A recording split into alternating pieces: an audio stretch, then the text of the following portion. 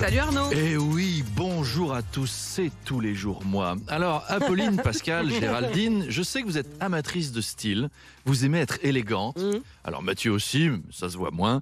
Eh bien, j'ai lu dans les magazines que la nouvelle tendance maquillage, vous savez ce que c'est ? C'est le tired girl make-up. Quoi, c'est-à-dire genre... C'est-à-dire un eyeliner qui bave, des cernes exprès, des Avoir l'air cheveux fatigué. ébouriffés, l'air Bon, fatigué. Et ben nous voilà à la mode. On est à la oui. matinale, on est à la mode sans le savoir parce qu'on crée les tendances. Ici. Voilà. Alors l'autre passion des Français, à part la mode, c'est l'immigration.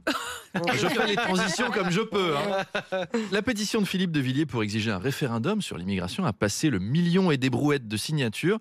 Bruno Retailleau, votre invité, il l'a même signé 30 fois. Il était dans les ordinateurs du ministère, clac, clac, clac, clac, clac, clac. Dans la rue, il y a des gens qui interpellent les passants. Avez-vous signé la pétition d'Abel Chemoul Pour qu'il retourne dans son pays, mais bien sûr, j'ai signé. Alors cette pétition est assez simple. Le texte, c'est « Faut-il renvoyer les immigrés dans leur pays ? Oui ou bien sûr ?» Et sur CNews, ils sont impartiaux, ils sont ni pour ni contre. Enfin, ils ont quand même mis un QR code en bas de l'écran.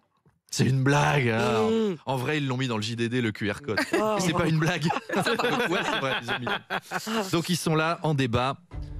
Jean-Claude Dacier, vous avez signé la pétition pour renvoyer Patrick Cohen dans son pays, le Gauchistan ?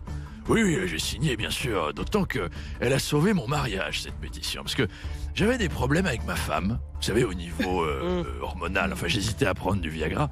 Ça marchait plus. Mais mon épouse m'a lu le texte de Philippe sur la remigration. Et alors là, Non. c'est revenu d'un coup. Écoutez, mon cher Jean-Claude Dacier, je suis content de vous avoir rendu service. Regardez, ça fait encore effet. Oh non. C'est formidable. On va vous surnommer Pipou Dacier. Ah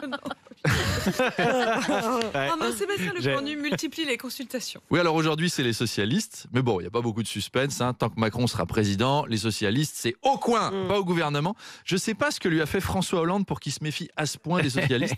Il a dû le surprendre à l'Élysée avec un casque de scooter, un sac de croissants devant la chambre de Brigitte. Livraison de croissants. Je t'ai reconnu, François. Te fous pas de moi, tu dégages. Sébastien Lecornu a également reçu Sophie Binet de la CGT. Et alors, après le rendez-vous, elle a appelé à amplifier la mobilisation du 18 septembre. Si elle veut amplifier après le rendez-vous, c'est que ça s'est pas très bien passé.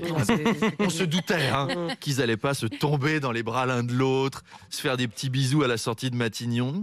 Ma petite Soso, mon petit Sébou. Ça aurait été chouette. Soso et Seb, coup de foudre à l'hôtel Matignon. Soso et Seb s'unissent pour le bien des smicards. Mais là, non. J'imagine d'ailleurs l'arrivée de Sophie Binet à Matignon avec un majordome qui la reçoit. Madame Binet, le Premier ministre vous attend, si vous voulez bien me suivre. T'embête pas, Nestor. 5 premiers ministres en 2 ans, je connais le chemin. Hein. Et après, il y a eu l'entretien, qui n'a pas dû être long d'ailleurs. Bonjour, Madame Binet. Non Oula, elle est vénère. C'est non. C'est non, direct. Merci Arnaud. Arnaud Demange qu'on retrouve tous les matins à 7h20 et à 8h20.